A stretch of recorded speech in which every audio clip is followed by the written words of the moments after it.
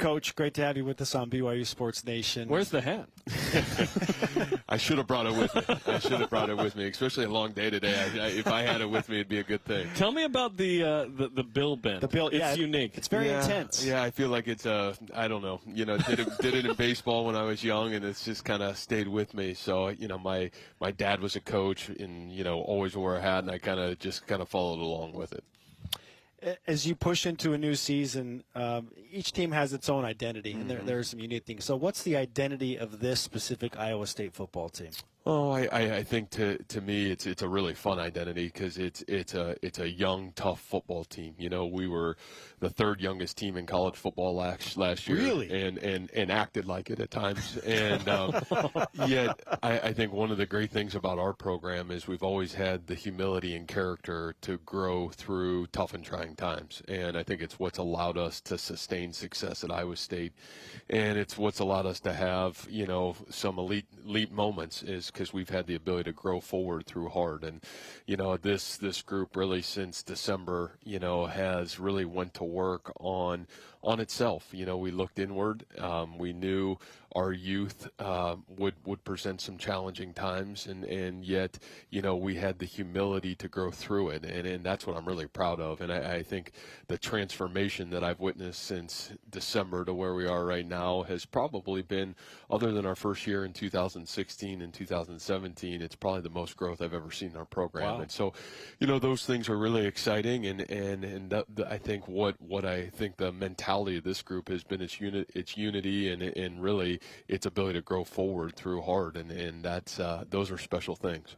You made some changes on the offensive side of the ball. What are you hoping for happens quickly on that side? Well, we've played great offensive football at Iowa State. Last year again, the most youth was on the offensive side of the football. You lost 5 NFL players from the 2001 team that 2 of them are runners up to the Rookie of the Year in the NFL a year ago. So, I think part of it is growing pains and just growing forward. I think part of the staff shuffle was we've had so much of our staff has been there together for a while that I think some of our staff on offense had aspirations to do some other things, and it was kind of a great timing opportunity where they got to go do some of the things that they were passionate about. And also for us, we've had some great young talent in our room, and it starts with Nate Showhouse, the opportunity to kind of take over, and he's been a part of our system. He's been a huge part of our success as an offensive football program, and his ability to kind of bring a new energy and a new focus to where we want to go to the next step of Iowa State football. So, I think the biggest thing that I would ask of the offensive side of the football is its ability to grow forward and have the humility to say, man, where are some of the steps that we need to continue to work on and really go, kind of go through that process of filling in those gaps. And I really think that group's done a great job. We've got some real talent coming back.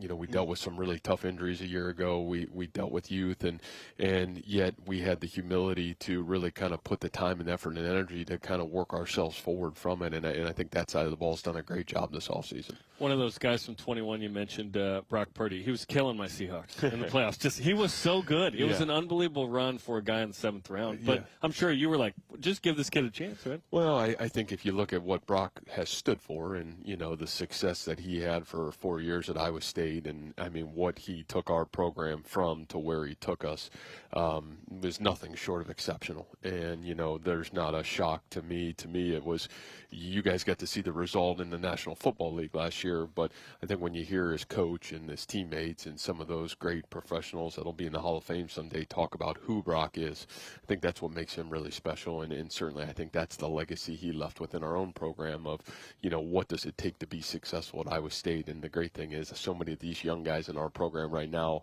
got to witness that and watch his work ethic and character through good times and through tough times. And I think he left a great legacy on Iowa State football as well. Iowa State head coach Matt Campbell is on BYU Sports Nation. So where in the coach's manual does it say or give you the secret to replacing Breece Hall and Brock Purdy? Those guys were awesome. Yeah, it does. You're right. And I think that's what makes it special at our place. We know who we are. We're always going to be a developmental football program. We're always going to have to, at some point rebuild ourselves. And, we're kind of back in that process right now. And honestly, it's the one thing that I love about coaching football football. It's why I love Iowa State. It's why I love where we're at. And, it's not always going to be easy. And at Iowa State, you got to kind of go up the rough side of the mountain. You got to rebuild it, and you got to have the ability to kind of build those pieces back together. And that just takes time. And that's part of our journey. We understand that. We know who we are. And yet, I think what's exciting for me is I see some of those pieces coming to fruition and really kind of growing right now in our football program. And I think there's probably as much talent in our program collectively that we've ever had since we've been there. And this is going on our 8th season. So I think all those things are exciting, and to have the Brees Halls and to have the Brock Purdys and to have the Charlie Kolars and to have some of these guys that have come through our program, Will McDonald, and, really kind of shatter the barriers of what people said couldn't happen at Iowa State, and then to build forward from that. And with that, it's powerful. We're so excited about a million things about being in the Big 12. But what, for our fan base, is Ames about? What's fun to do there? What's Iowa State about, so that our fans can start to get to know Iowa State better? Well, I think it's one of the real special places to play college football. There's no pro sports in the state of Iowa.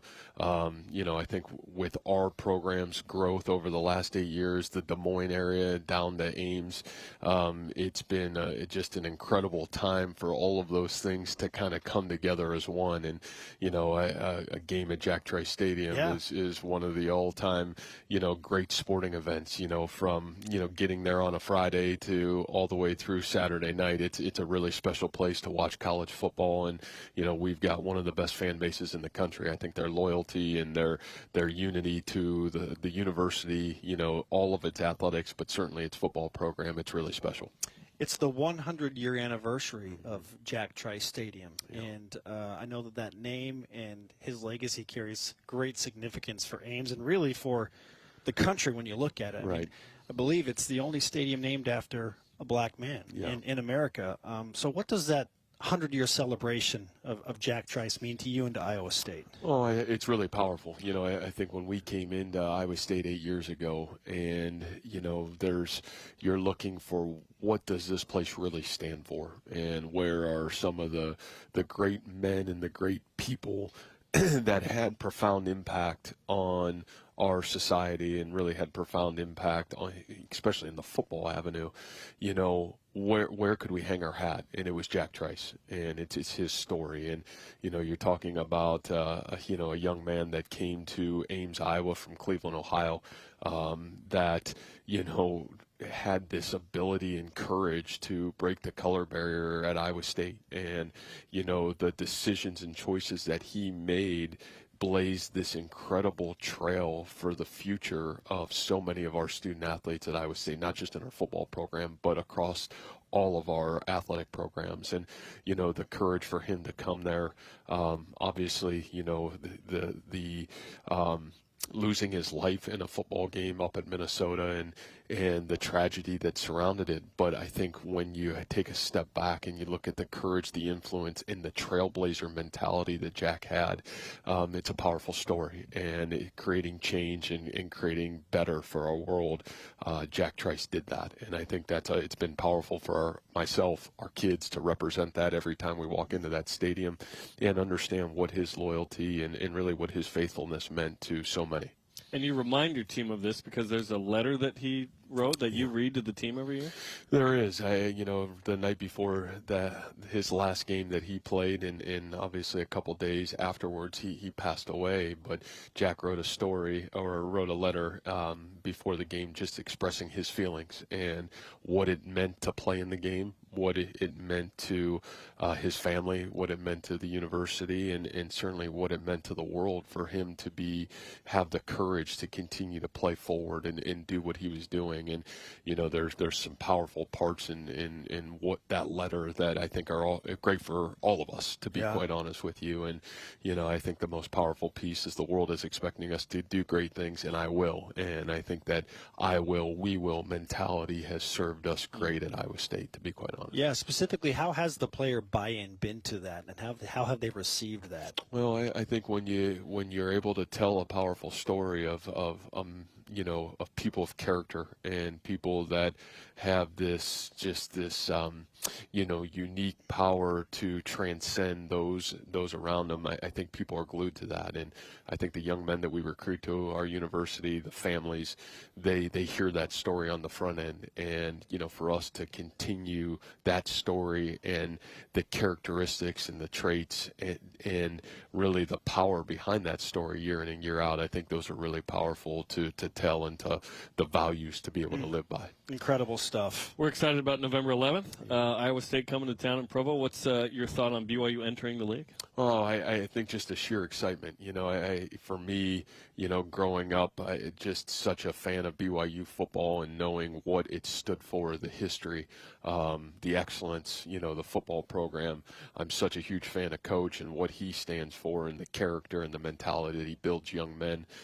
So I think just such a great addition to the Big 12.